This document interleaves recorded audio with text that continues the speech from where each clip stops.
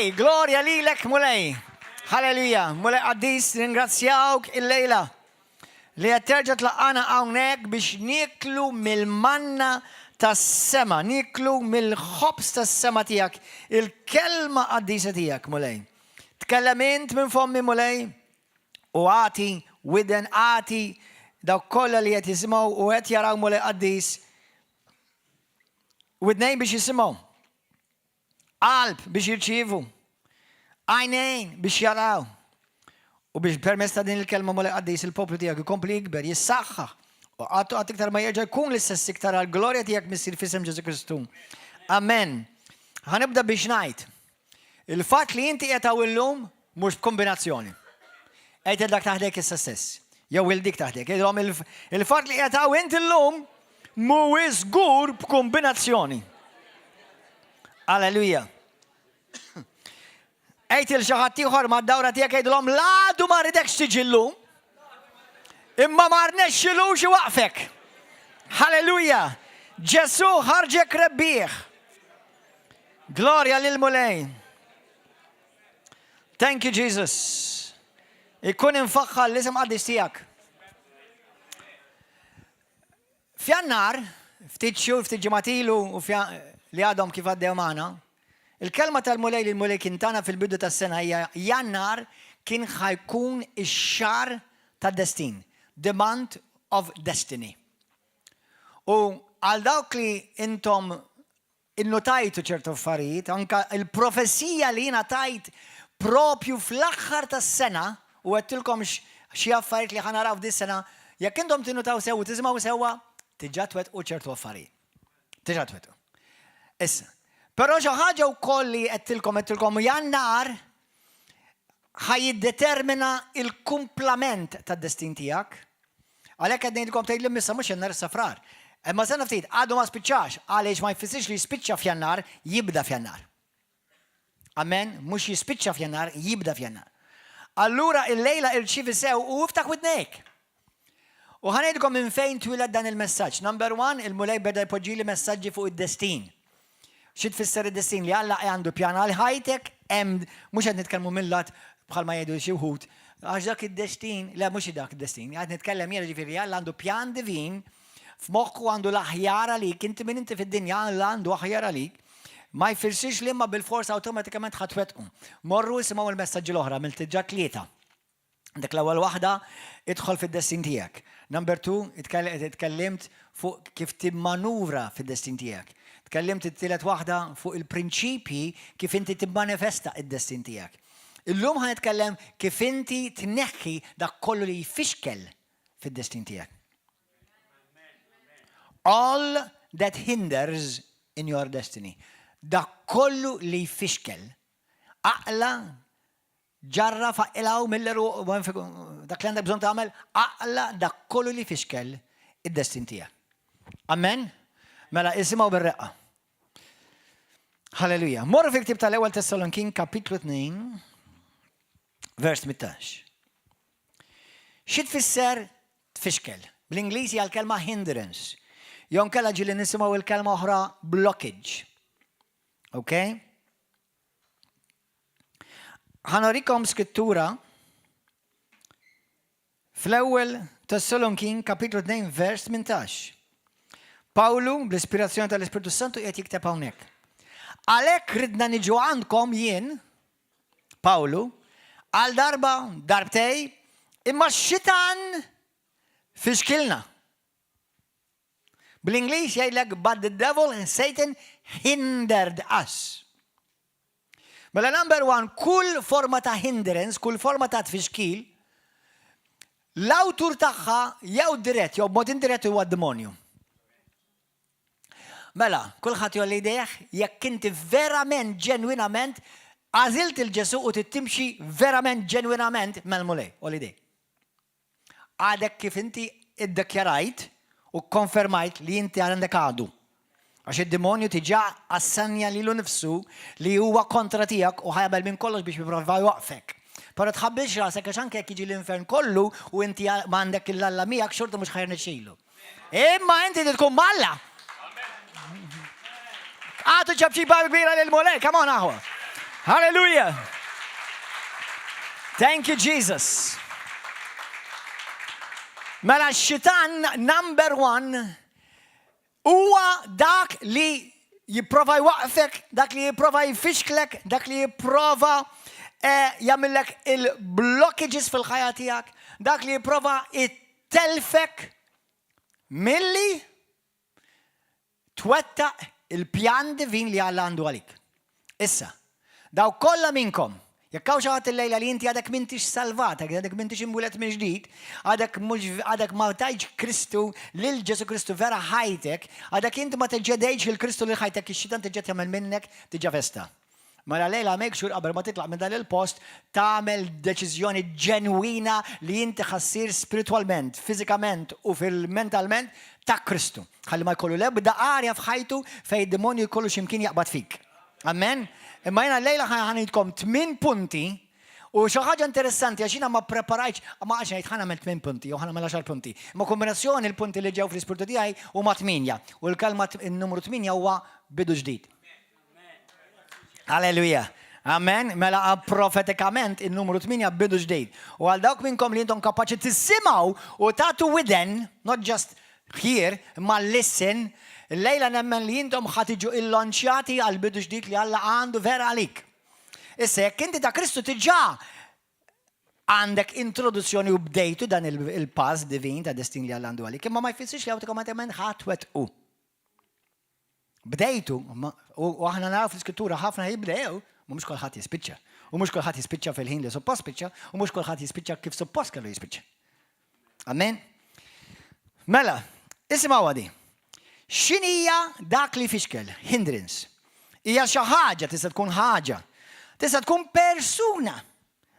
Mela d-demonju dejjem ħajuża jew xi ħaġa, ċirkostanza, jew persuna, jew persuni, ħajuża xi ħaġa biex iwaqfek. Biex ifixklek. Jew nkella biex jislowjak. Fil-pjan li Alla għandu għalik, jislowjak. Jew di tkun l-ar waħda biex jipprova u jekk jirnexxielu hekk ħajamel imma f'isem Kristu mhux ħajrnexxielu, imma ħajjipprova li inti totalment timmissja il-pjan divin tal-Alla għalik. X'inhija l-iskop ta' tfixkil? X'inhu l-iskop ta' tfixkil? X'inhu l-iskop li d-demonju jagħmilek hindrance, jagħmilek tfixkil? X'inhu l-iskop warajh? Apparti li biex jifixklek jislowjak u biex inti timmissja l-pjan li Alla għandu għalik. Number 1, biex ikollu jett fuqek.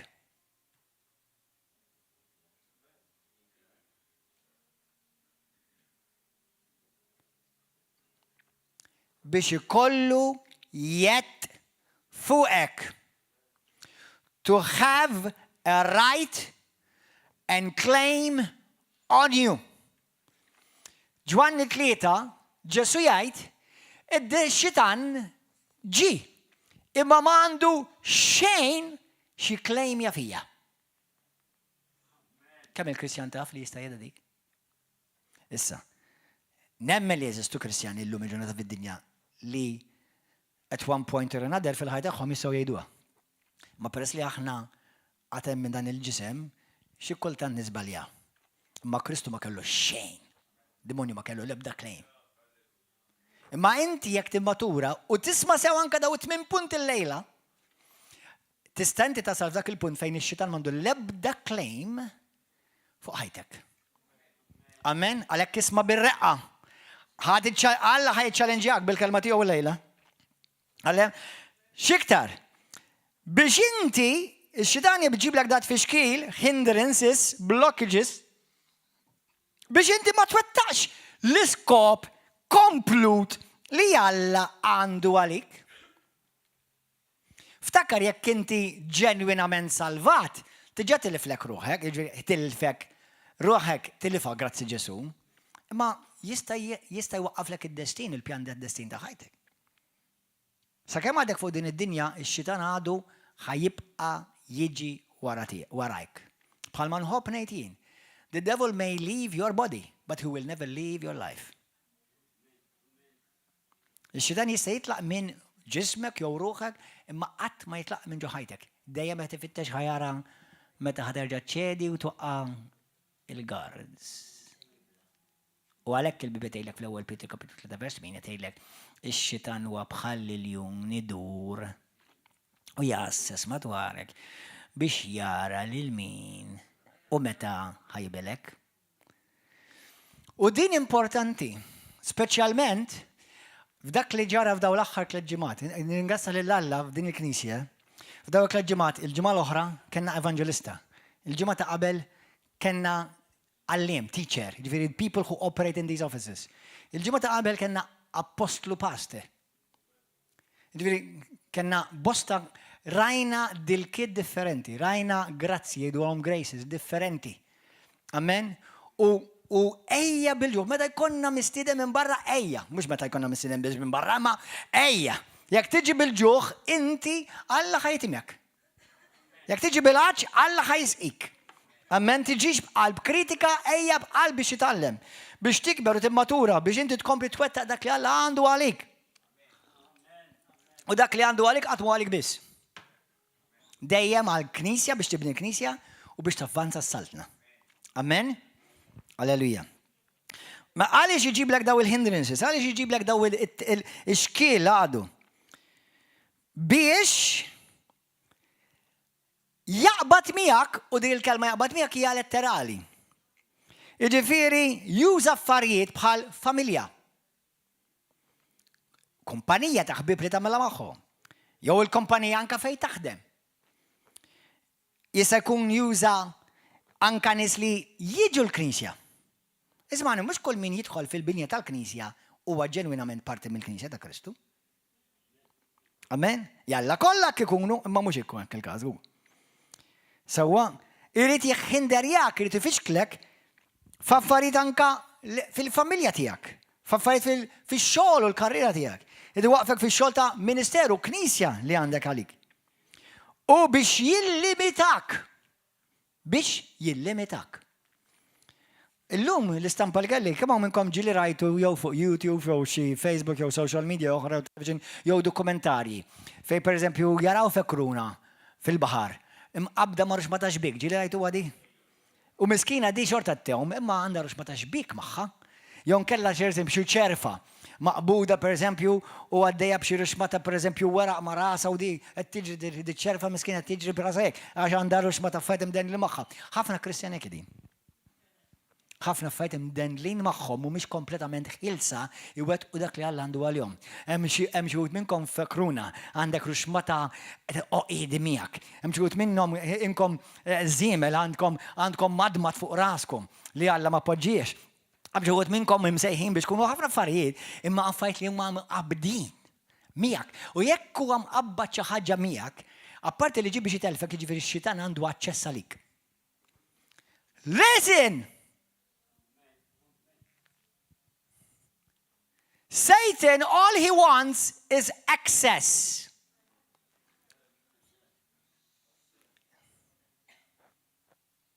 One fruit.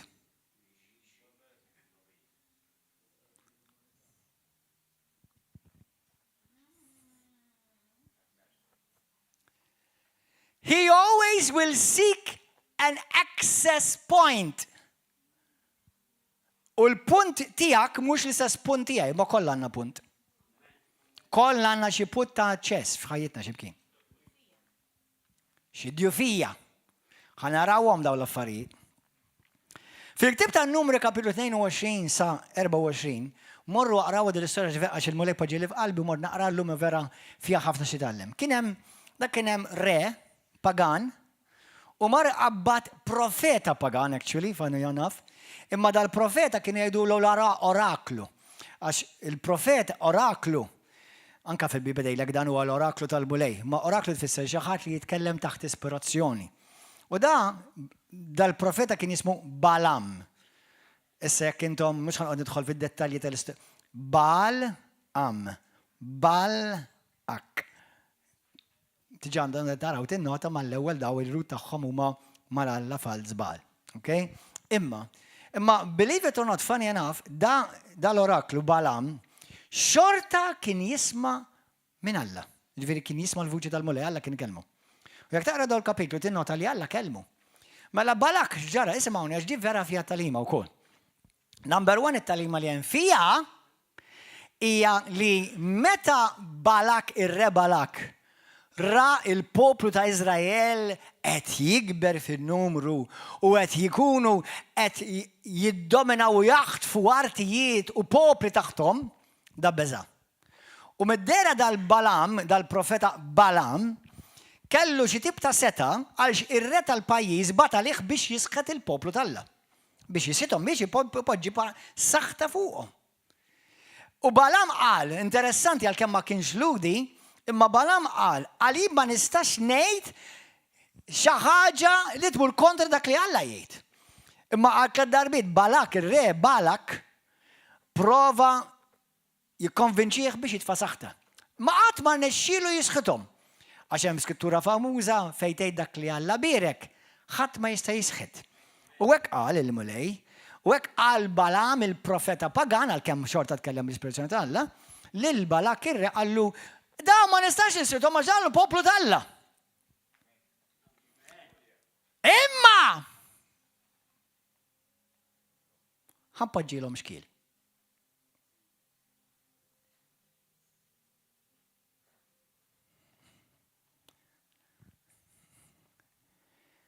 ħanpoġġilhom hindrance. Jiena u inti, jiena kull filgħodu nagħti graħja l-Alla. Kull filgħodu qabel ma ninżel mis-sodda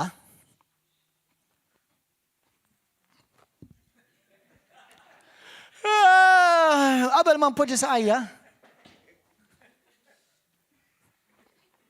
Qabel ma saqajja tinżel fuq l-art. Ups, ħabbix nisib. Nibda nirringrazzja l-mulej qabel ma saqajja tirfes fuq l-art, biex sejtet nilkom. Letteralment, mhux teorikament, letteralment. Vera. U nibda niddikjara x'jgħid Alla fuqi. Min jien fi Kristu. Nfaħħar il-mulej. Nibda niddikjara dawk li Alla jgħid min jien fi Kristu. Hekk għandkom tagħmlu. Però jekk matul il-ġurnat, u x-xitan qed jisma' kollox. Xitan, insomma, fil-sens id-demonja, xitan hemm il-persuna xitan u hemm ix-xatin. Sewwa imma jekk kien matul il-ġurnata, ix-xitan jipprova jpoġġilek xkiel. U kif inti taqal dak l-xkiel u għandu aċċess.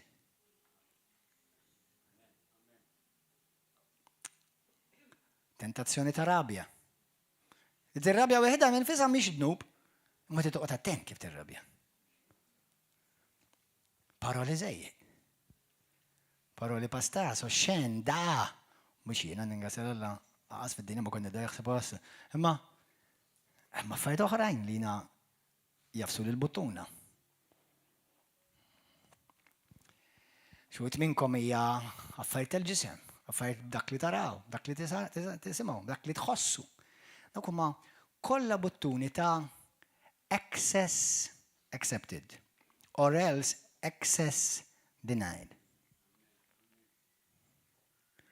Għax ix-xitan jaf li jien ukoll naf, ovvjament ħafna minnkom ix-xitan jaf ħafna iktar fuqkom li tafu inta fuqkom. Imma ix-xitan jaf li jiena naf min jien fi Kristu. Ma x'ukoll ix-xitan ukoll jaf li hu qed jistennini biex ħanara fejn ħajti ħaċċess.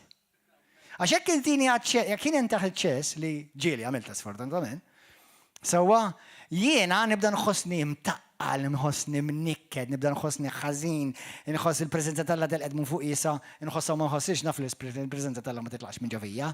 Sewwa għal ħarsi li kieku għax kieku qatt ma tista' tindem. Sewwa imma hemm differenza bejn inti tkun fil-preżenza tal-Alla u tħoss il-preżenza tal-Alla xi kultant. U f'daqqa waħda taf li tħossa differenza. Sewwa? Anyway. Allura xitan qed ifittex aċċess għalik biex jifixklek. Amen? U għalhekk importanti li tkun taf. Allura Balam, il-profeta pagan, li xorta tkellem Alla minn fih, għallu lil Balak, għallu jien ma nistax nisħithom. Għallu ma jekk inti tpoġġilhom xkiel, Mbagħad inti tista' ddawwar l-Alla kontrihom u huma kontra l-Alla tagħhom u ma jkollhomx iktar protezzjoni tal-Alla. U taf x'kienet? L-idolatrija u s-sess.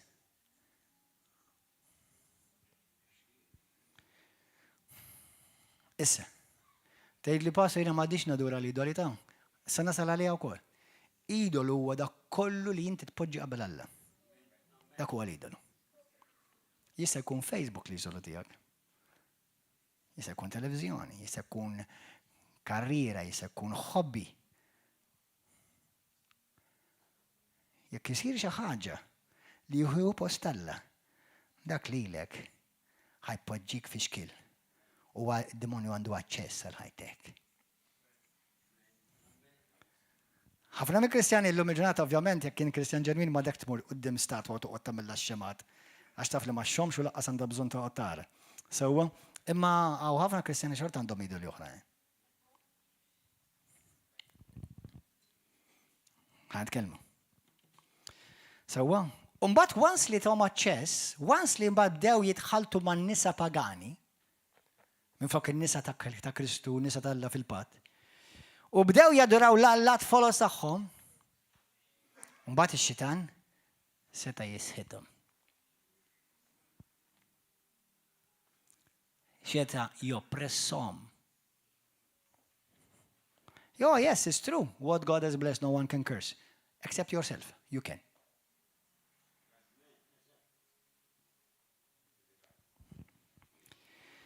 Il-kelma xitan hija l-kelma avversarju, tfisser avversarju. Dak li dejjem jiġi kontra tiegħek. U jiġi biex ifixklek biex mill-inti timmissja id-destin tal-Alla għal ħajtek. U ħajuża ħafna affarijiet. Ħajuża anka nies. Ħajuża anka hekk imsejħa Kristjani. Biex ifixkluk, jopponuk u jpoġġi xi tip ta' tfixkil quddiemek biex inti titgerbel. Ħanibdew, number 1. Mela l-għadu huwa l-avversarju tiegħek. L-għadu ħajjipprova jagħmel minn kollox biex ifixklek.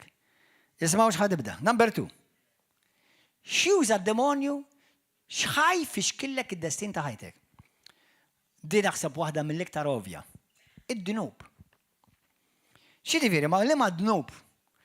Għal dawk li intom daqraw l-iskrittura Romani 8, Lut kapitlu 9, l-ewwel Ġwanni kapitlu 2, għal minnu Kristjan, l-ewwel Ġwanni kapitlu 5, il-Kristjan ma jistax, jekk inti ġenwin ta' Kristu, ma tistax tiġi dominat mid-dnub. Il-tentazzjoni sa ċertu punt għadha teżisti, imma m'għandu l-abd iktar issa dritt u dominju fuqek id-demonju, għaliex id-dnub suppost ma jiddominakx iktar. Sewwa, issa. Imma l-iskrittura tagħna manka f'Ġagbu kapitlu 1 rigward id-dnub li meta jitwielet iwassal għal mewt. Sewwa, once sin is conceived, sentence of death will follow. Once li d-dnub jitwielet, issa s-sentenza tal-mewt qed taħdem fik. Mhux bil-fors mewt fiżika awtomatika, imma mewt tal-destin tal-pjan tal-Alla fuq ħajtek. Mewt spiritwali. Il-preżenza tal-Alla titlaq minn fuqek, mhux minn ġew fik, minn fuqek. Ma tħossokx iktar fil-paċi tal-Alla, il-paċi tal-Alla tisparixxi. X'inti ma tistax tgħix fid-dnub u bil-paċi mal-Alla, ma tistax. Sewwa? Daw l-affarijiet ir-riżultat ma jkunx dejjem immedjat, anzi fil-biċċa kbira jkun wara ftit. U bħalma tgħid l-iskrittura fil-ktieb ta' Galatin kapitlu 6, vers 10, dak li inti tiżra. Int ħataħżdu. Il-biċċa xkbir, ħanilek, unut li inti toqgħod titlob Alla, Lord, ħud li di droga, ħud li din il-vizzju. Imma inti l-ħin kollu tfittxu. Inti, skużi, mhux Alla jrid jieħdulek il-vizzju, inti hemm affarijiet li inti sempliċement tista' titfi ma tarax. Post ma tmurx, nies ma tkunx magħhom, u nux għadu titlob Alla ħlisni. Naħseb għajat titlob Alla biex jitik common sense.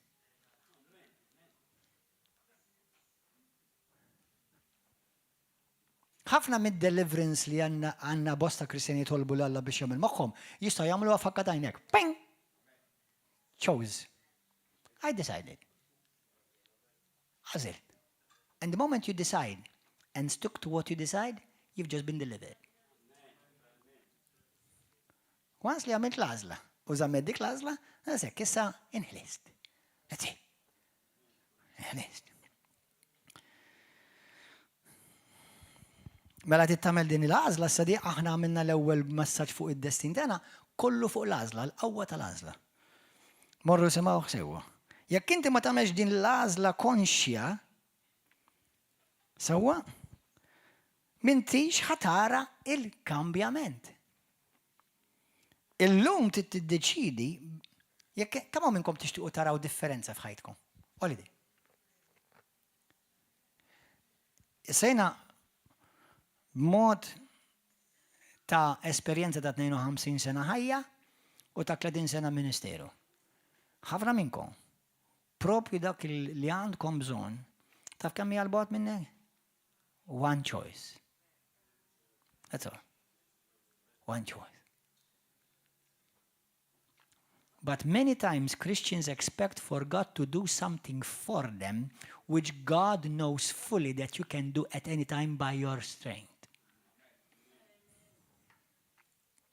Ħafna Kristjani qed jistennew l-Alla biex jagħmel xi ħaġa għalihom, meta dan l-istess Alla jaf li inti dik il-ħaġa tista' tagħmilha x'ħin trid. Għalhekk disċipli u responsabbli. Amen. Fejn hija dan it-tfixkil itħlob il-Alla biex jagħtik il-grazzja. U l-moment li titolbu għidlu grazzi mulej nirċievi. Imma tibda b'deċiżjoni li trid tinbidel. Jiena nieħu pjaċir nara nies jinbidlu għal Kristu. Però nies li rrid nagħmel ruxmata sessions magħhom biex jinbidlu għax mhuwiex kapaċi jagħmlu deċiżjoni huma ħela ta' ħin. Jgħajjuk u ħanejlek inti jabli tkun qed titħassarhom, però huma mhux qed jitħassu lilek għax m'għandhom l-ebda rispett lejn ħinek. If you don't respect my valuable time, you don't respect me.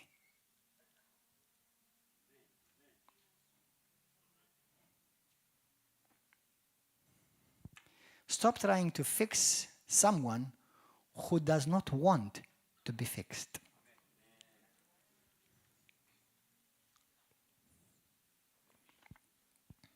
Inti trid tażel illum biex tneħħi dak kollu li jfixklek. Inti trid tażlu biex neħħi. Ħanilkom xi ħaġa ħwa. Id-demonju jiġi dejjem fejn hemm l-ikel.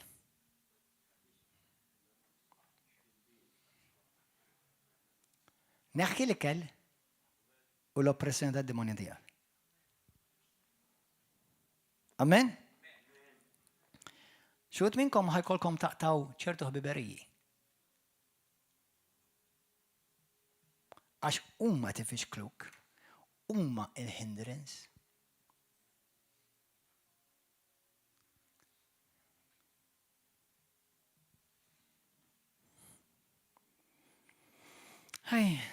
Da kollu li inti għandek kontroll fuqu, tista' tiddeċidi fuqu x'in trid. Kwalinkwa ħin li trid. Jekk hemm vizzjijiet f'ħajtek, inti tista' taqdaħħom. Jiena naf nies li għataw sigaretti mhux għax talbu, għax ridu.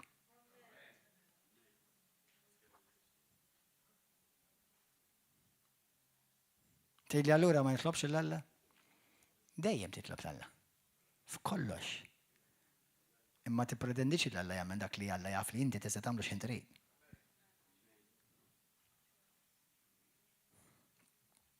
Amen. Number 3. Meta jiena wenti ngħixu f'xi tip ta' dnub li ma rridx nindem minnu.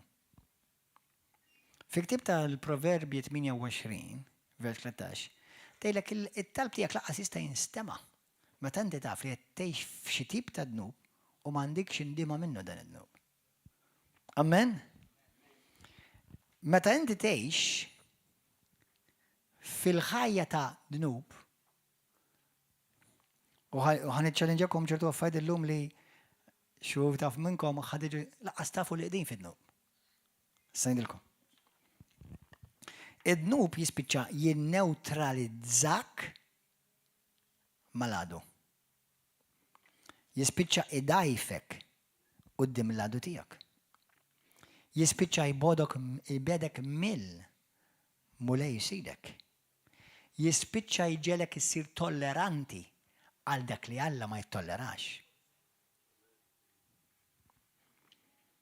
U dak li tittollera moħħkom hawn, dak li kulħadd jgħidha warajja.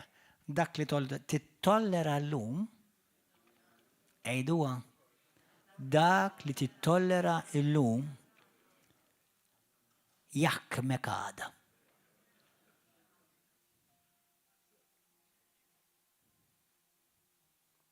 Jekk jien għandi problema tal-alkohol, mhux ngħid jiena qabel kont nieħu tliet fliex kien xi ħaġa, issa ħanuħu wieħed, xort għandu ħakma fuq hekk.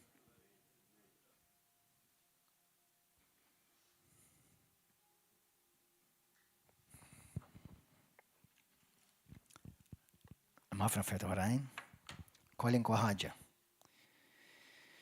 Halleluja. Għandek bżonn li hemm xi nies f'ħajtek li tittaqtagħhom minn ħajtek. Fil-ktieb ta' Ġosuè, kapitlu 23, vers 6, ħanaqralkom minn vers. Tista' tibdew minn vers wieħed ta' daraw il-kapitlu kollu. Ma naqralkom minn vers 12, malaj. Jekk intom terġgħu lura u tingħaqdu mal-fdal ta' dawn il-ġnus li għad fadal magħkom, tiżżewġu titħalltu magħhom u huma magħkom, kunu għafu li l-mulejla tagħkom ma jibqax aktar ikkeċċi dawn il-ġnus minn qudiemkom. U jkunu għalikom xibka u tfixkil.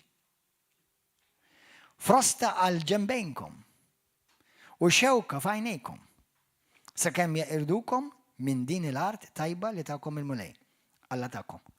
Naħseb this would be a good message for the government. Għalkemm din ovvja kienet dik Alla tgħid l-Iżrael u qed huwa. Ma jiena mhux għal-nazzjonalità qed nitkellem issa għalik. Ma vers 11.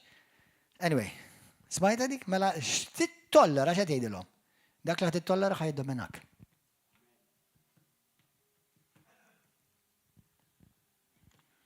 Fl-ewwel Korintijan 15 vers 23 tgħidlek la tkunux imqarqa għaliex kumpanija ħażina tħassar morali tajbin. Vers punt 5, dak kien il-punt 4. Punt 5. Oqgħod attent x'tisma' moħħkom hawn. U lil min tisma'. F'Mark 24, Ġessu jgħid li skont ma tisma' ħatirċievi. Skont ma tisma' ħatirċievi. Romani 10 vers 17 tgħid il-fidi tiġi permezz tas-smigħ u smigħ tal-kelma t'Alla. Mela jekk jiena u inti ninvestu, nisma' l-kelma t'Alla, nisma' l-preaches, nisma' l-praise and worship, ara x'qed tinvesti. Imma jekk jiena nibda nisma' il-ħmix tad-dinja, ara x'qed tinvesti. Xi kultant tista' tkun qed tisma' preacher li ħajżvijak. U nukli, ejja nikbru u nimmaturaw. Imma pastor taf kemm għandu tajjeb f'dik l-erja? Iż-żerrija dieħla. Xi darba ħad inbed. U xi darba ħad trabbi siġra. U tkun qed trabbi l-eruq. U ħad isir diffiċli biex taqilha. Taqlaħa, anzi tispiċċa taqla lejlek.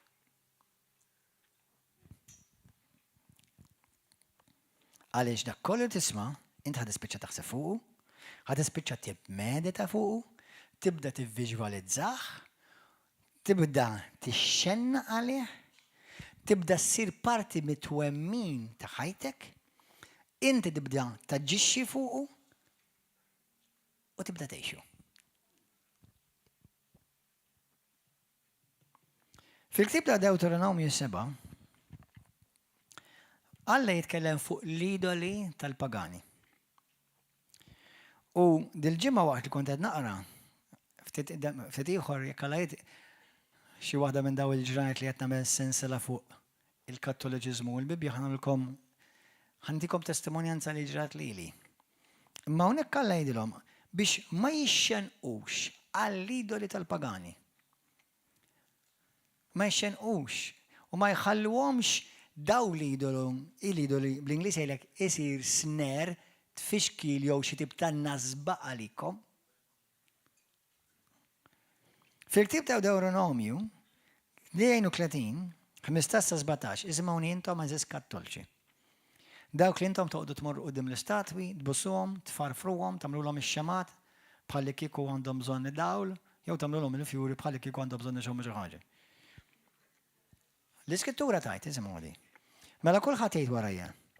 Id-demonju kulħadd jgħidha qed ifittex punt ta' aċċess. Ġieli smajt Kristjani jgħidu għax l-idoli huma demonju. Le sena ftit. L-idoli huma oġġett. Imma d-demonju nużhom bħala aċċess għal ħajtek. Imma mhux bil-fors idolu statwa, jista' jkun idolu Facebook. Jista' jkun idolu Twitter. Idolu karozza. Jista' jkun idolu toys. Tafu x'inħobb jien kemm il-darba jindilkom. Għax mhux nerġa' nsemmija xi dejjem nagħmilhom reklam. Imma I have to check my heart li ma jmux isir idolu. Fis-sens nu piċir għax huwa ħin ta' relassanti, jekk inti tħobb tisfem, tkanta u whatever. Tajjeb, basta ma jieħu qatt post Alla. Kulħadd għandu bżonn relax, għaw min juħu piċir għara l-films, juħu piċir għara l-films. Sawa, il-biraħ għadna naraw films tal-Marvel. Sawa, imma, nuħu piċir, għavar spiċajt għad f'nofsumma.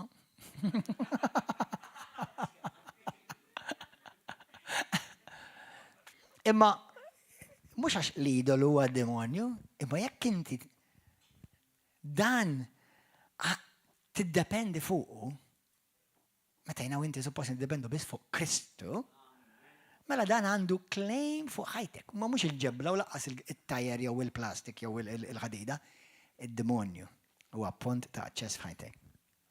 Biex ifixklek, biex iħarbtek. Amen aħwa? Alleluja. Thank you Lord. U hawnhekk pa' Alla jgħidilhom, meta intom qed taduraw daw l-idoli, mhux il-Alla taduraw l-xjaten. Sambat nifħu fuq għadik fuq waħda mill-messaġġi ta' matul il-ġimgħa. Sewwa, għaliex intom gbirtu jew tkabbartu u intom insejtu l-blata li wilditkom il-blata, aħna il-blata wilditna. Għalhekk nissejħu ġebel ħaj u l-blata ta' dejjem. Amen? Fl-istess, jistess ukoll jgħid għal dawk li intom għadkom forsi ġodda fil-mulej, ma tistawx ikolkom idoli li tadurawhom tqimuhom jew tagħmluhom xi jew toqgħodu titolbu fuqhom. Jew qudiemhom. Għaliex l-Iskrittura tipprojbixxi li dan tagħmlu. Kwalinkwa livell. U meta tagħmlu, id-demonju qed jinqeda b'dik il-ħaġa u jieħu l-qima hu. Mbagħad nitkellmu aktar fid-dettall. Tagħmilhomx. L-ewwel Korintin 10 vers 19 sa 21, kapitlu 10 vers 19 sa 22, Apokalissi kapitlu 9 vers 20-27, kull ma jkunu daw lidu li tiservu ta' aċċess biex id-demonju jidħol f'ħajtek u joppressa. Amen? Ix-xitan ħafna drabi juża dak li jidher tajjeb. U anka raġonevoli. Imma għal moħħ karnali li għadu ma ġiex imġeddet bil-kalma talla u ħakun faċilment jiġi mqarraq. Ħanilkom punti uħor kif inti tneħħi ixkil dak li jfixklek fil-pjan divin tal-ħajtek. Moħkom għaw, morru fi ktib tal-Proverbi 29. Hawnhekk ħafna minnkom ħajkolkom challenge lejla. Proverbi 29. Isimawni. Kama minnkom tħobb il-mulej? Għannara kama minnkom tħobbu vera l-mulej? Vera les li toġob il-mulej? Intom tafu li jek vera tittoġob il-mulej mux ħatkun dejjem popolari, eh? Mad-dinja, mal-mulej sir iktar popolari, ma mad-dinja mentix ħatkun dejjem popolari. Amen? Proverbi 29, vers 25. Min jibza mill-bniedem jaqqa fi xkil. The fear of men brings a snare. It brings a trap. Many of you are trapped. ħafna minnkom maqbuda f'nasba. Ħanedilkom kif minn għafti diħor. Imma min jittama fil-mulej ikun fil-ken. But whoever trusts in the Lord shall be saved. We have many Christians in Malta. Bis li daru lej Kristu permessa dal-ministeru, li ġewaw għaset dak li ġew, għatma ġewaw u saru kristjani u ta' ħajtom Kristu permessa tal-televizjoni jew l-internet. Dawk li ġewaw nek u l-maġġoranza li ġew kellhom opportunità biex għadu ħajtom fi Kristu, iktar minn 25,000.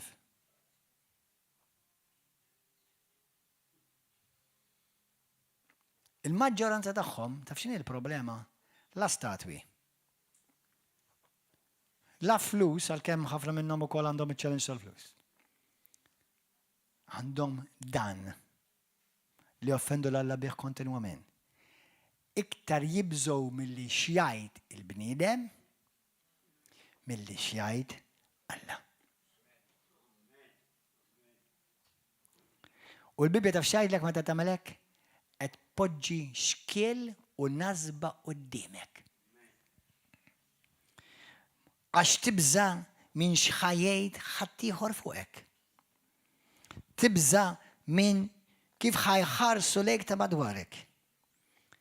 Tibża li tax-xogħol mhux ħajtrattawk issa l-istess. U il-moment li ssir Kristjan u taf li inti ħajkollok min jiżżofjetta bik, jiċċajta bik, inti ħallihom jagħmlu li jridu, ħallihom qatt jaħsbu li qed jaffettwawk. If you react, they're affecting you. Nħobb ngħid din il-frażi. Render your enemy irrelevant. Għamel l-għadu tiegħek irrelevanti. Jgħid x'jgħid, jagħmel x'jagħmel, x'taħseb fuqi.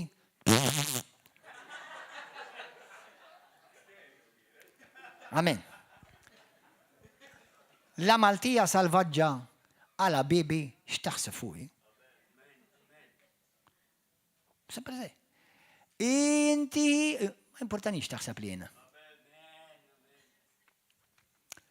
Imma peress li ħafna minnkom sewa u preżenti u sew li qed jaraw fuq televizjoni u Facebook u YouTube, moħħkom x'ħajjgħidu, kif ħajħarsu lejk, għax in-nanna qedditek, għax ir-raġel qeddek jew il-mara qedditek jew il-ħabiba li tħobb tmur tieħu kafè u sigarett magħha, għedlek jekk tmur hemmhekk kellimniex iktar lili. U inti bżajt titlef dik il-ħbiberija, imma ma bżajx titlef dik il-ħbiberija. L-imħabba għad-dinja jgħadu għal-Alla. Mux ma tħobx id-dinja, xanka Alla ħabba id-dinja. Ma fej jidħol l-imħabba tijaj ma Kristu ma juħodlu postu ħal. Amen.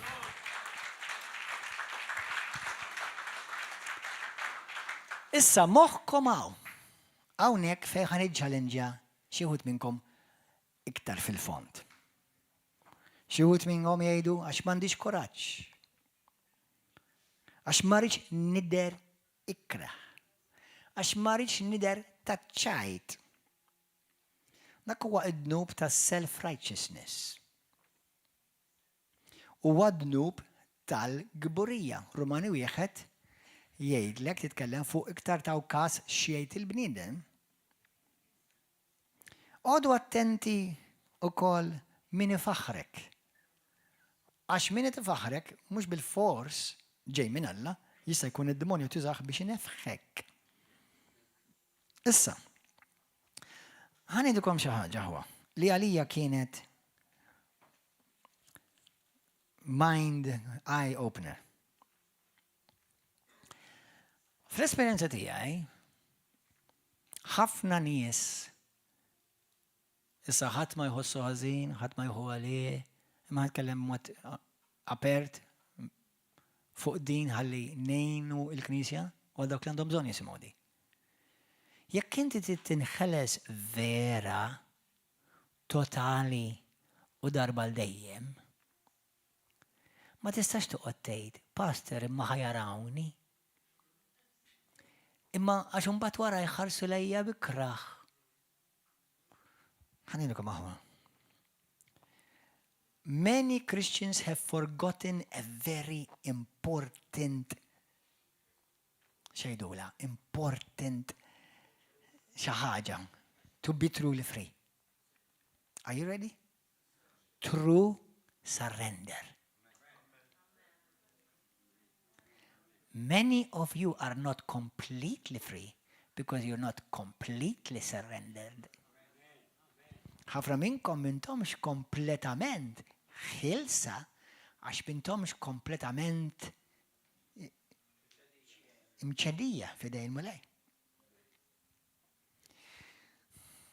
Intom li ġili fiqtu jew niħlistu mid-demonji ħadd ma jħossu ħażin. Imma il-mulej jitkellem. Tibżgħu tidhru fuq il-kamera. Meta it-testimonjanza tagħkom qed tisir huwa lill-Alla biex tagħtu glorja lill-Alla.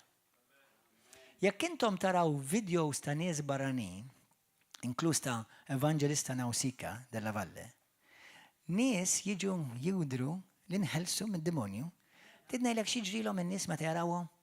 Of course, ħajkun hemm min jitħaq bihom, jiżżofjata bihom. Imma ħajkun hemm ħafna li jarawhom li mhux ħajġu knisja, u mbagħad jiġu għax raw il-qawwa tal-Alla ġenwina. U inti trofew fidej il-mulej, u Alla jużak bħala trofew biex jagħmlek fuq xempju biex tidher ħalli tarak id-dinja, u inta tgħidlu le ma rridx nidher għax nibża. Moħħkom hawn, ħadd ma jħoss ħażin, I love you all. Many people who were delivered last Sunday or last Saturday, they were delivered a month ago, they were delivered a year ago. How many times are you going to be delivered? Tidnejlek why? Għax tibża.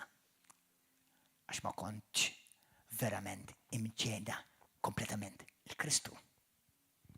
Għax għandek attachments.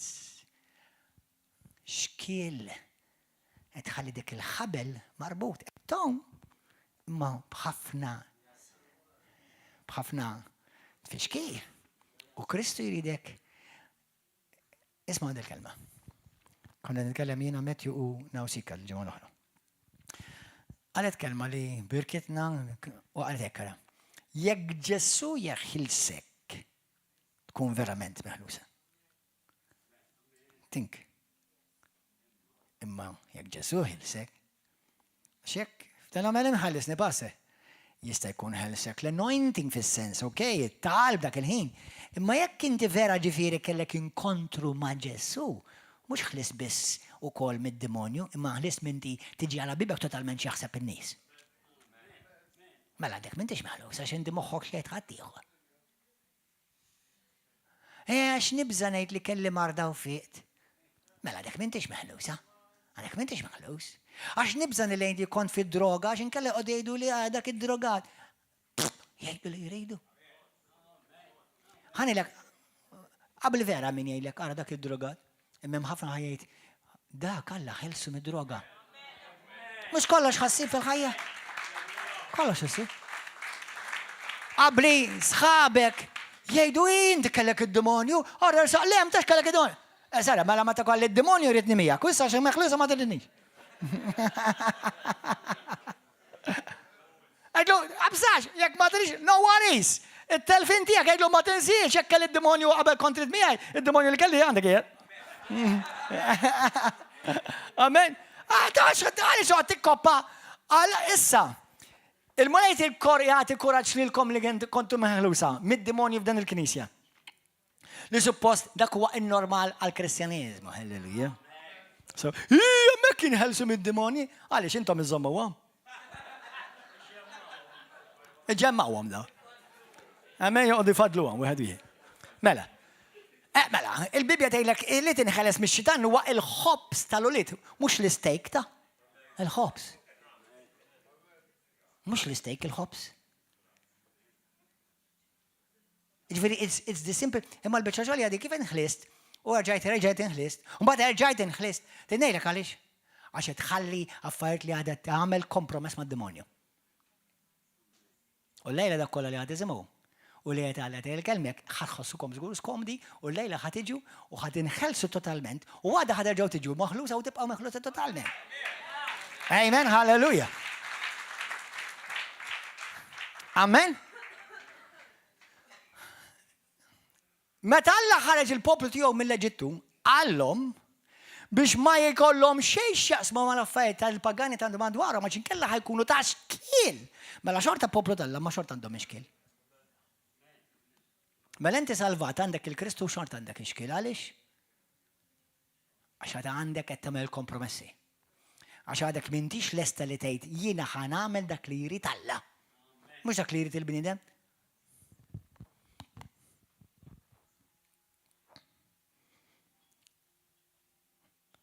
Ħanilkom xi ħaġa ħwa. Għal dawk li jintkom u hawnhekk ħanagħmel ġhud minnkom vera nervużi. Grazzi speċjali fuqkom. Għal dawk li intom tidu tinħelsu. Aħjar iżommu d-demonju li għandkom milli inti tiġi għal ħelsin. U mbagħad titteġa' tmur lura lejn il-ħmiġ. Isimgħuni, żommu d-demonju li għandek.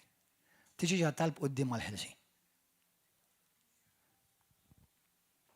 Jekk tiġi għal-talb għal-ħelsin, tkun lest li dak kull attachment li hemm f'ħajtek issa jrid jispiċċa. Għax kif ħad toħroġ minn hawn għandek id-demonju wara jistennewk.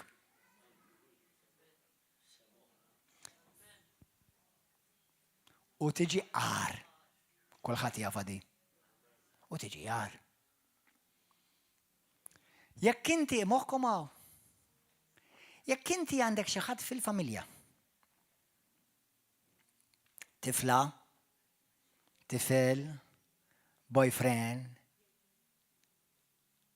li qed jagħmlu s-seħer, il-witchcraft, qed jagħmlu l-mamul. Imma pastor dik parti mill-familja tiegħi. U għalhekk inti qed tiġi oppressata għax inti qed tittollera dak li Alla ma jittollerax.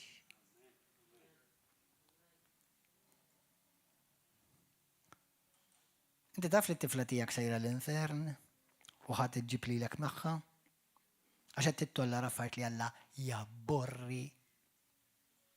Hija allura nkeċċija, le żomma. Le, kollha żomma, no problem. Iva, f'dari jekk inti tagħmel daw il-ħmiġ, inkeċċik il-barra. Fostop. U anke f'din id-dar inkeċċik il-barra. X'hawnhekk tiġi biex titqaddes, mhux biex tiġi ikkomodat.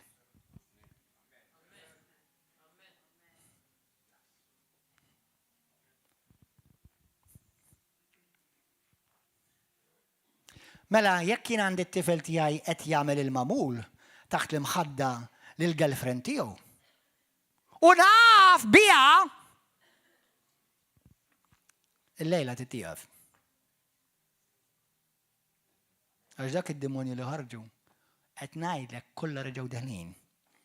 U jekk jien missier jew u nafu qed nittollerhom, Alla ħajżhom li kontabli doppju. Għax jien suppost il-protettur ta' familti mhux l-akkomodatur dak li huwa diaboliku. U mbagħad kull service niġi ninħeles, sommu dak id-demonju li għandek sommu. Qabel ma tkeċċi id-demonju li għandek fid-dar, għax inti titlaq minn hawnhekk u terġa' tmur tintalla d-dar. Jekk għandek videos, forsi qabel dal-pornografija, jew droga, tlabba droga. Jekk inti għadek qed tiffornika, qed tagħmel is-sess barra miżbiex mal-girlfriend mal-boyfriend, qalbi tiġix għattal biex titħales.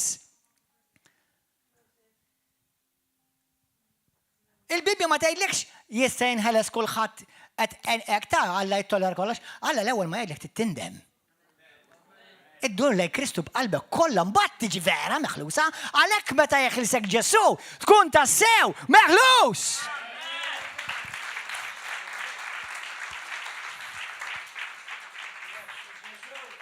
Amen. Jekk għandek xi statwa u għadek tadurawt u għadek tfarfara u qabel kont tadura, titmur tkissira u tamra f'100 miljun biċċa. Bħalma ġieli għamilt jien, anke jekk ikollhom id-depp. Kelli tentazzjoni reġenti, issa ngħidilkom fuqha, bad ngħidilkom. Għax xi ħadd fil-familja ħalli li wirt. U mill-wirt sħiħ kallu, groj halleluja, ħallew l-istatwa bid-depp. Imma ma tistax isiba sa. U bġejt bej ħaltej. U dejt ngħid imma x'ħan nagħmel Ġesu. Mamsa, mbagħad ngħidilkom issa to be continued. Jew għall-movie li jmiss. Amen. Inti tiddeċidi llum jekk hux ħadd tipprova toġob il-bniedem jew ħadd toġob il-Alla. U ħanejdilhom ħaġa, ħadd fittex toġob il-bniedem, forget it li toġob il-Alla. Forget it. Forget it, ma jistax ikun, Alla ma jittollerajiex, Alla għajjur. Mur aqra l-Bibja, dik l-imbirka Bibja u kun taf. Amen. L-iskużi ta' bosta, għax m'għandix ħin, għax m'għandix risorsi, għax ma naffordjax, għax il-bot, għax qrib, għax ix-xita, għax il-kesħa, għax għandi l-futbol, u għax għandi il-klab. Stop making all these excuses. Daw l-iskużi huma kollha xkiel għalik. U ma tistax inħeles totalment verament. Għalhekk Galatin kapitlu 1 vers 10, Atti tal-Apostli kapitlu 5 vers 20, l-Apostli jgħidu, jekk jiena nipprova noġob il-bniedem ma nistaqgħet inkun għaddej ta' Kristu vera.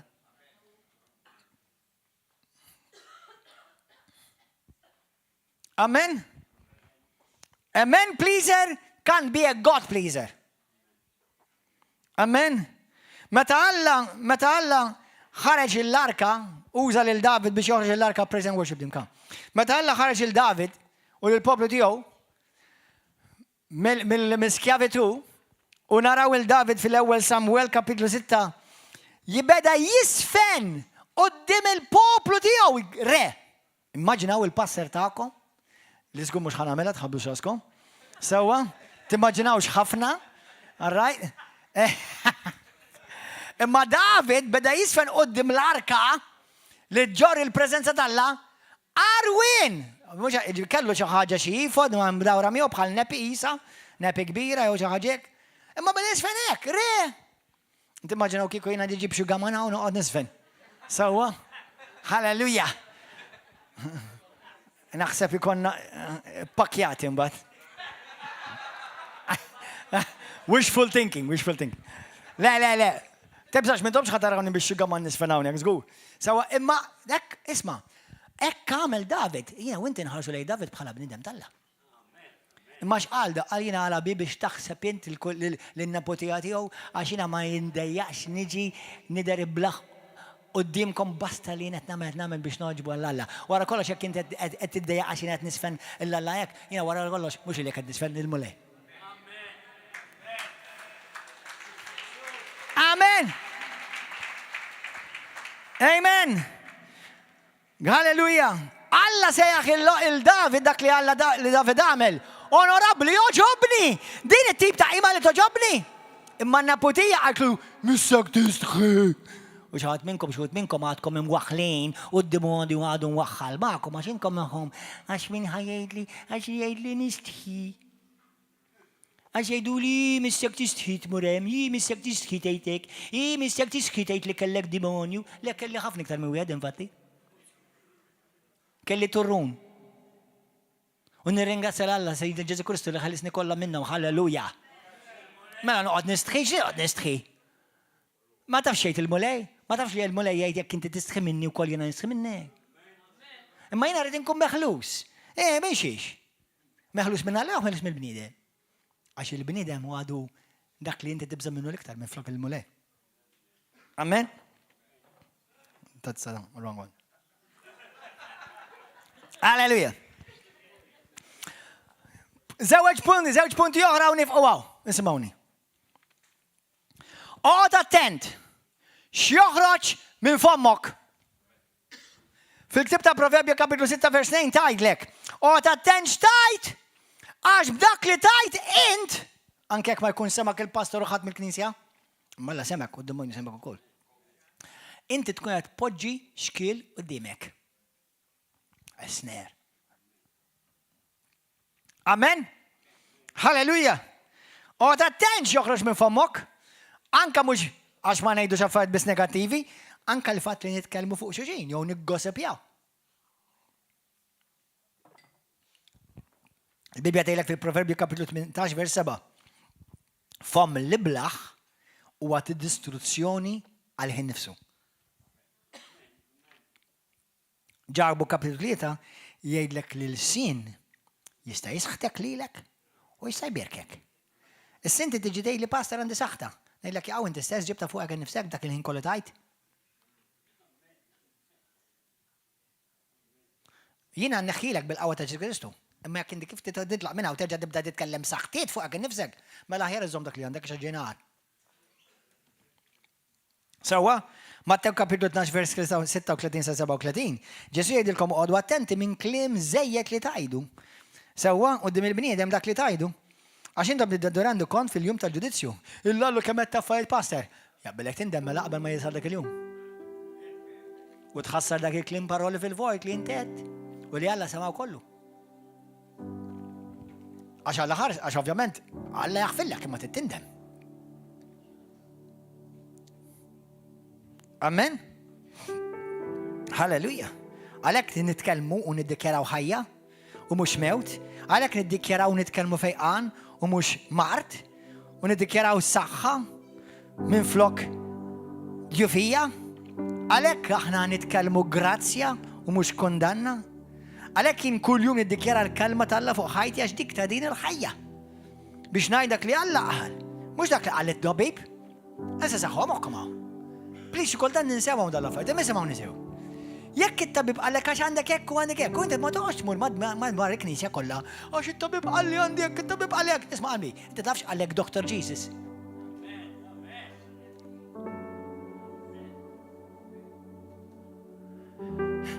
Il-kelma tal-Alla minn Genesis għall-Apokalipsi mimlija bi prinċipju li toqgħod attent tajt għax lil sin fih il-qawwa tal-ħajja u tal-mewt. Proverbi 18, vers 21 tgħidlek ħajja u mewtija fil-qawwa tal-ilsien. Illallu parser kemm qed ħsaħtit kemm inni niddikjara affarijiet ħażina. Illejla inħeles imma wkoll fejja ilsienek. Amen. Halleluja. Għalhekk oqgħod attent. Oqgħod attent xi joħroġ minn fommok. U ħan nispiċċaw l-aħħar waħda. Waħda mill-iktar bibien ta' aċċess tad-demonju f'ħajtek ara ġejja. In-nuqqas ta' maħfra. Mokkom hawn. Xi tliet xhur ilu l-mulej tani revelazzjoni. Tgħidli bonġu Malta wara daw snin kollu. Ma ħadd minn għadu ma wasal u aħna dejjem qed nikbru. Jekk il-persuna li weġġek kull meta tiftakar fih jew fiha, jien kollu tibda taqla l-passat u x'għamillek u x'mamillek u kif weġġek u kif weġġalek mela ma ħfirx. U inti sejr quddiem Alla b'kont kbir. Issa tifhem għaliex inti appressata u oppressat. Inti tgħid b'fommok li ħfirt, imma kull meta taħseb fih, jew taħseb fiha, jew issemmiha, tibda taqralu l-ħama. Jew inkella tibda tirrakkonta terġa' il-x'għamillek, x'mamlitlek, u int mela li ħfirt. Għalhekk fil-ktib ta' Mattew 34 fl-Ingliż tgħidlek jekk intom ma taħfrux 35 tgħidlek laqqas il-missier ma jaħfel lilkom dnubietkom. U Ġesu jekk intom ma taħfrux mill-qalb. Għadek ma ħfirx xejn. Ismani. U f'vers 34 Ġesu qed jitkellem jagħti storja tal-waħx. Ġesu jgħid lilna li ġejna maħfura dejn kbir li ma jitħallas. U ħadd ma seta' jħallsu. Ħlifalla biss. Għal jekk intom ma taħfrux lil dak li weġġek, il dik li offenditek, il dik li għamillek id-dinja, jekk ma taħfirx mill-qalb, għax kulħadd kapaċi jgħid jien ħfirt. Tittaħfem mill-qalb. U jekk inti kull darba taħseb li meta isemmulek jew isemmijilek u tibda ħireġ il-valenu, għadba għalek ruxmata xkil, ħitan, ruxmata ħbula ma' miegħek u għalek tereq u għalek tifka u tħossok tissoffoka. U hemmhekk f'dik l-iskrittura vers 34 Ġesu jgħid hekk il-missier jagħmel lilkom u jitfakom fidejn dawk li jitturmentawkom.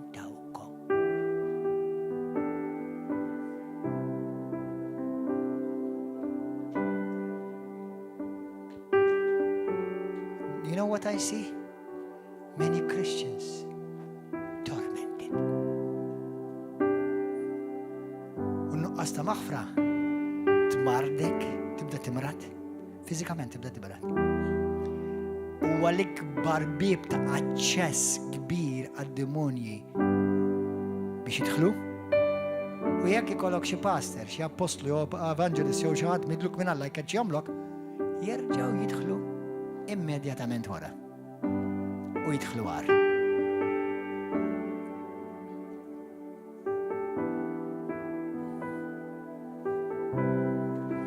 Ejn nitolbu.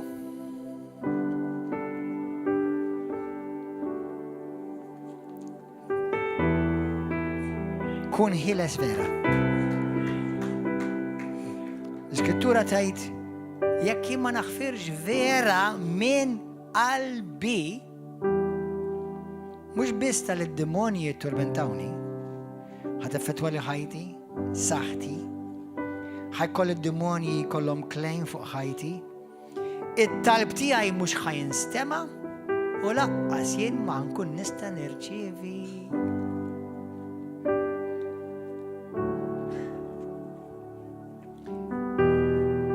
Xem li għadek marbut miegħu. Xem li għadu marbut miegħek.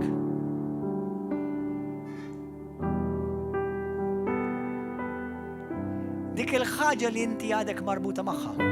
Ħanejdilkom ċordon statwa. Għax dik tagħti lill-mami mela kissirek tal-bil-qalb.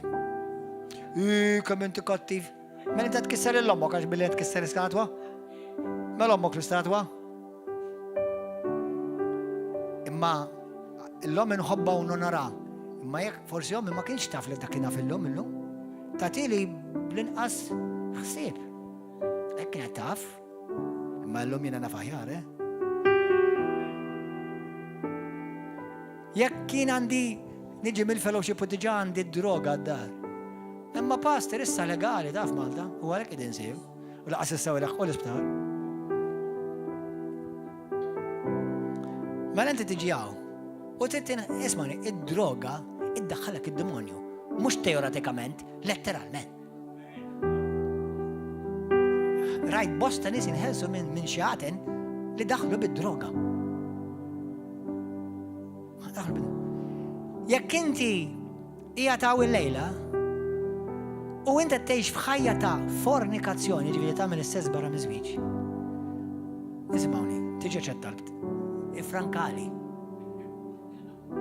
Mux għed nkun kattif. La. Tiġix għat-talb jekk inti tgħix fil-fornika tiġix. Ara ħanħalik tiġi l-fellowship. Imma l-fellowship se jiġi kulħadd. Basta jżomm l-ordni ma jista' jiġi kulħadd. Imma li tidħol il-ġenna m'iniex ħan niggarantijilek. Apparti li jekk ħatgħix fid-dnub li m'għandekx indima minnu 100, 1,000, 1,000,000% qed tagħti aċċess lid-demonju. Waqt li qed tiffornika, id-demonji qed jiffornikaw fil-kumplament tal-froġġa. 1000%. Jekk qed tuħu droga, jekk għandek il xi ħadd fid-dar tiegħek. Isimgħu nħanilkom kemm inħobbhom daw it-tfali. Iż-żewġ ulied inħobbhom l-iktar persuni nħobb ħajti. Lillu Lidja, parti l-ingasal għall-Marti li bil-gazza tagħha għandi daw iż-żewġ ulied. Imma jekk Alla qatt li qatt ma ħadd jiġri fis-sem Ġesu Kristu. Xi ħadd minnhom jipprova jdaħħal il-ħmiġ fid-dar. Jekk ma jneħħiġ il-ħmiġ, jitlaq bil-ħmiġ minn kollox il-barra mid-dar.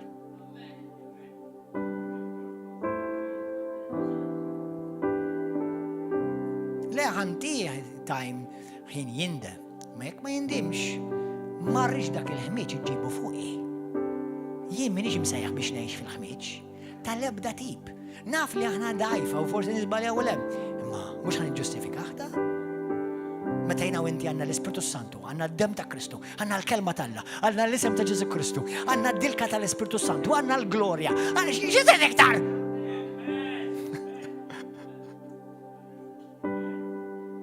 Għandna l-fidi li tagħna fid-dinja, x'ġiet iktar?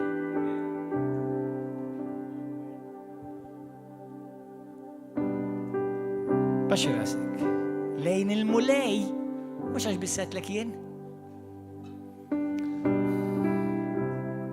U tgħidli pastor kemm diffiċli di, kemm diffiċli li ma nerġax immizdik jew ma mhix ma nbiżdak jew ma mmurx lem, kemm diffiċli. Issa l-ewwel pass tandima jibda mulej irrid. Qed inħossha diffiċli, imma rrid, I want to, Lord. I want to truly be free for you, because this is what's going to bring you glory. Da ħajġiblek il-glorja, l-għiex ħieles, mux neħx jgħin kollu ma' das. Di ħagġiblek glorja. Naf li għaw situazzjoni li huma bsin. Imma għal-Alla x'junu impossibli xej. Mela nista' naggarantilek li f'kwalinkwa situazzjoni tinsab fiha Alla għandu risposta. Mela għalmenu ubda minn għawara u da jkun passaqli u passumli. Mulej nixtieq ma ma nafx kif. I want to, but I don't know how. I want to, but I really want to. I really want to. Jina bħalkom uman u hemm affarijiet li wkoll nixtieqhom fil-ġisem. Sewwa? U meta nħossni dajjem Lord, you know I want to. Taf li nixtieq noġbok mulej. Ejni bħal sa xed nħossi dajjef. U Alla jgħinek. Don't try to impress God. Tipprovax impressjoni l-Alla. What does he desire? A contrite heart, a humble heart.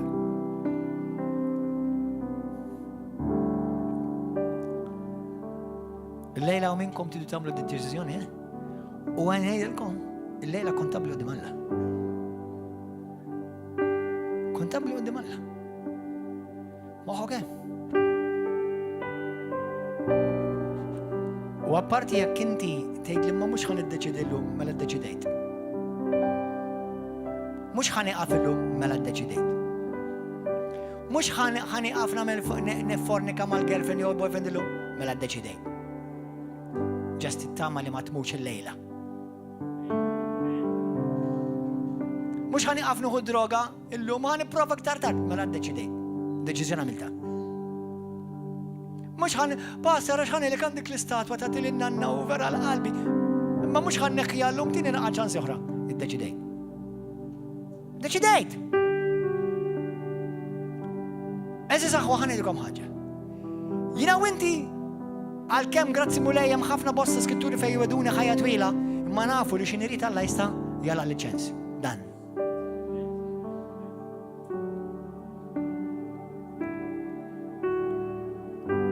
Mhux qed nipprova nimpressjona l-ebda wieħed minnkom? Jien rrid inkun żgur. Li jekk jesejjaħ lil-lejla l-mulej. M'għandi xejn pending. M'hemm xi ħaġa pending li naf biha, sekk ma nafx biha Alla dikjaraw daqshekk xorta maħfur. Ma mhux li naf biha.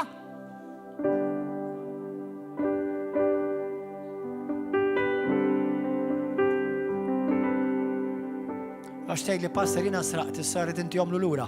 Mela lejla ddeċiedi li ħadd jomlu jew tagħtihom jew tagħtihom lura lejla. Forsi xi ħadd qiegħed fis-sitwazzjoni. Għax pastor ħanelek baqali fl-iskun nofsu ħan ixorbu l-lejla. انتوا الراديو. لا، الليلة مر واربيخ كله في التويلت، وانت وترميخ كله في التويلت تايد جراتزي انت من لوم القدام ما تكنترولاني اكتر في اسم جيسوس كريستو. هللويا. عاش باستر عندي كيف اشتريت جرامة وهنبيبها مبطرة وبطيطلب عليه. لا، هنعيد لك قهوة ياك انت تعمل ساكريفيتشو اللي يسويك شي حاجة تدور وتشلى فوقك. You're serious. ده سيريو، دي سيريا، دي سيريا، ده تلاب، ده تتبيل.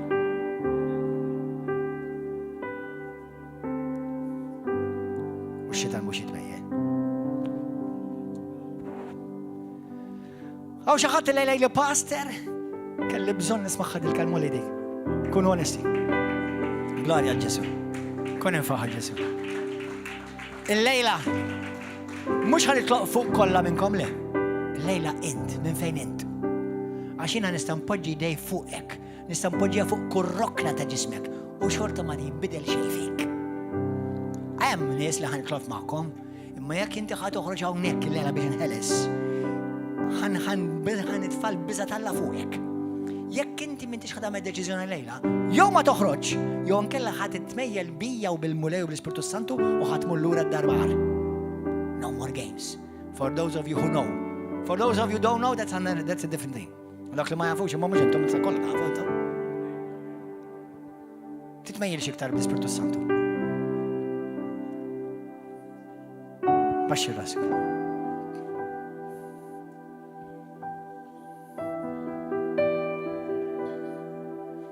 تكلم عن المولاي. حنس جراك. لدنوا مساج ليلا توصل لك. يحبك. ما يريدك، ما يريدش على البوبلو تيو continuamente oppressat. Al dan Gesù met وجيم بيتشر فوق صليب بيجي انت تيجي شرطة oppressat. يلدك البرسونة اللي وجهك إسا من قلبك أعتخ اللوم، اللوم أعتخ إسا ما تخرج بديك التقلة كتار. أغفر له، أغفر له استقر اسمهم وباركهم من قلبك. كمية بسباسر تحسب للإنسان خفاف.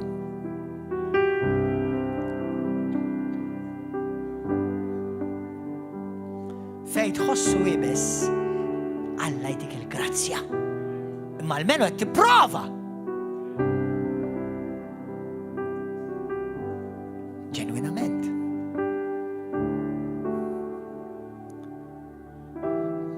Jiena bħalkom, isma, even is Superman, right? In Christ I am a Superman of God. In Christ. Imma dal-ġisem ukoll qed nittrobel bħal ma jagħti tagħkom. Imma ma rridx niġġustifika l-ħażin tiegħi, ma rridx niġġustifika d-dnub tiegħi jekk kien ħażin. Ma rridx! Illum it-tifel saqsini pasti, daddy. Pasti. Għalli daddy. Għalli għax fil-ktib tal-lut titkellem id-dnub li aħna nafu nkunu nafu qed nagħmluh willful sin. Qedlu san. Every sin is willful.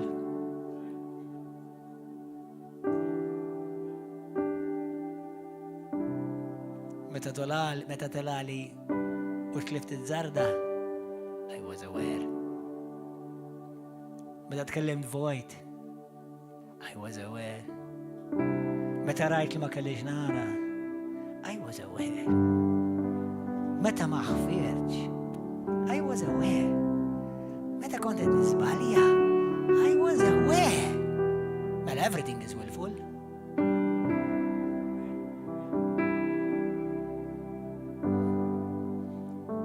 L-unika żball li ma nafx fih forsi jiena rfisklek il-kallu li lek u laqqasna fil-fistek. Dak orrajt, dak ma nafx bih. Imma jekk kien naf li qed niżbalja, m'għandhomx l-għada u klettim wara ta' biex nindem. Dakinhar, dakin ħin stess! Min jaf kemm żbaljajt u dakin ħin mur nitlob u qudiem Alla u ninżaq kubtejn u lek kemm jibbalalu.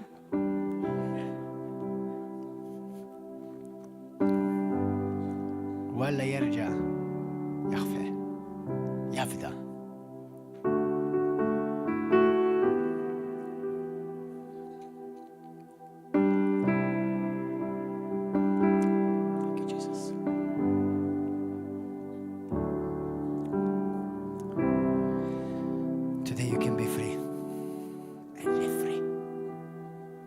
ما يفسرش مش هيكونك تنتسيونيت.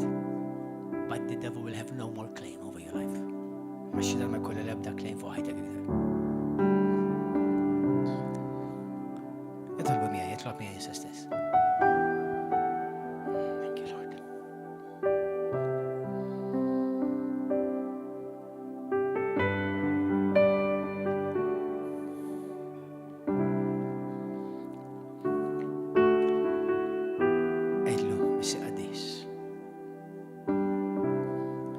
Grazie alla mahabba kbira tijak. Grazie ta' dem prezzjuż tijak. Grazie ta' salib tijak, Ġesu. Kisser minn fuq ħajti. Aqla u qaċċat kull xkil ta' kollu li tellifni. Qaċtu minn ġofija.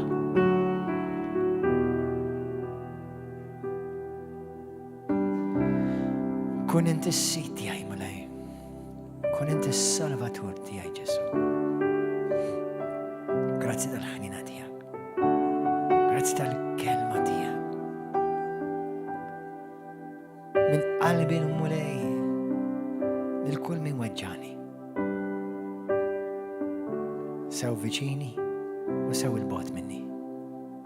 Naħfrilhom min qalbi mulaj. kollu li kien jaħkibni, vizzijiet, inti tafhom kollha Ġesu. Kemm xi dnub li niġġustifikajt. Ġesu, ma rridx niġġustifika iktar f'ħajti. Kemm xi vizzju li jiena innormalizzajt f'ħajti. Ma rridx ninnormalizza iktar f'ħajti. Ġesu.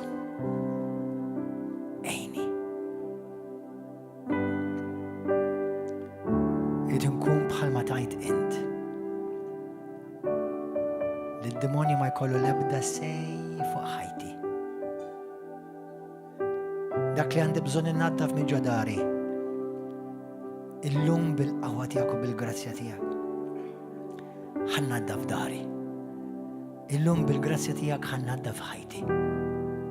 Ma rridx nittollera iktar affarijiet li joffendu lilek mole. Għax waqt li nkun qed nagħmel hekk. Naf li qed nagħti aċċess u opportunità lid-demonju. U l-kelma tiegħek tajt lil min Ġesu ħeles huwa ħieles tassew. Inti sejjaħt li għal ħajja ħilsa, għal ħajja libera, fejn jien niddependi biss fuqek mulej, fuq Ġesu biss. L-Ispiritu Santu. Nindem mid-dnub li jien naf li mu u int taf li ju.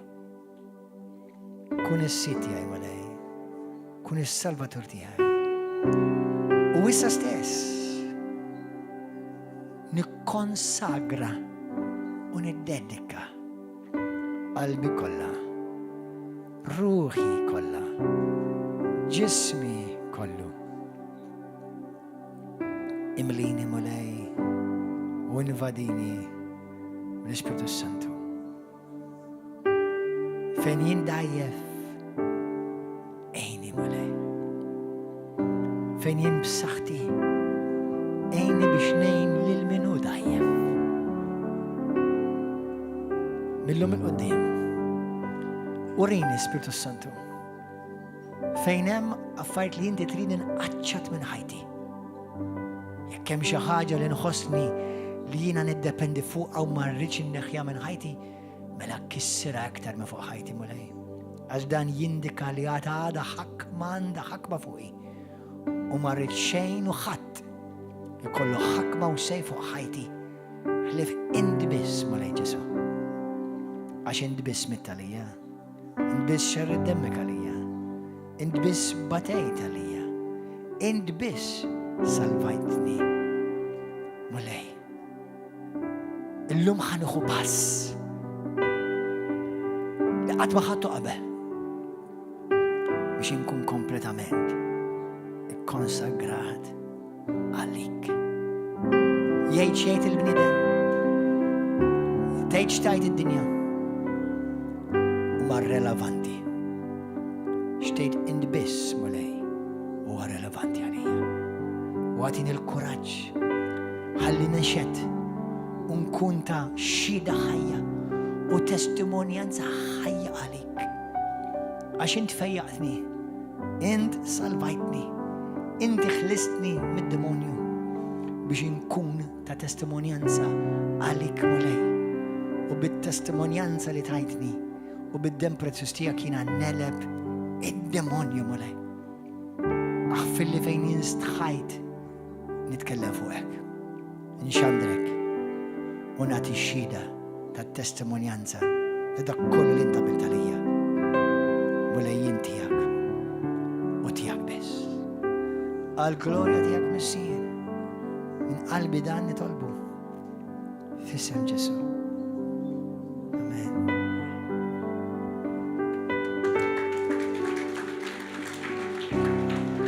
Thank you, Lord. Intom YouTube, Facebook u televizjoni, narakom għada. God bless you. Ciao, ciao. En imul mulej, jekkaw xaħat, inti għandek bżon it-talb, oħroġ issa stess għat-talb. Ma smajtuni ċettilkom. Pija